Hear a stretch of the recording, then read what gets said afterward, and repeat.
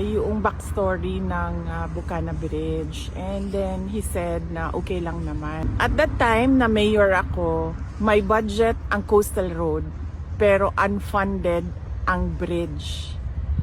And it was made known at the time to former President Duterte that the bridge is unfunded. Siya ay naghanap ng paraan para mabigyan ng pondo yung bridge. Nagpapasalamat kami kay dating Pangulong Rodrigo Duterte dahil hindi siya tumigil sa paghahanap ng pondo para doon sa tulay.